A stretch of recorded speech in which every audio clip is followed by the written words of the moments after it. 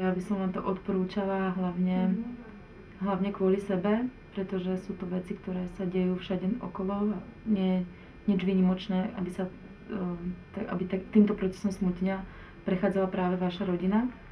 A sú to profesionáli, ktorí vás podržia. Ak je ten strach z niečoho nepoznaného, tak sú to ľudia, ktorí vždy vedia poskytnúť skvelú oporu a fungujú nielen tuto, ale aj mimo, že spätné väzby sú krásne.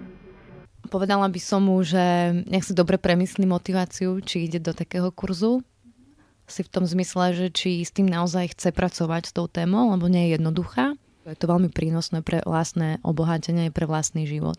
Neznamená to, že človek, ktorý sem príde, to musí využiť v nejakej praxi ako profesionál. Lebo to naozaj môže asi málo ľudí na Slovensku. Myslím si, že ti to môže veľmi pomôcť. Ja sama cítim, ako mi to pomohlo pri rozhovoroch s rodičmi, ako ma to posunulo, ako sa nebojím, keď je niekto agresívny, alebo menej bojím. A nebojím sa vlastne. Myslím si, že sa ti otvorí úplne nový horizont toho, ako môžeš pracovať s deťmi a s rodičmi. Určite by som išla do toho znova.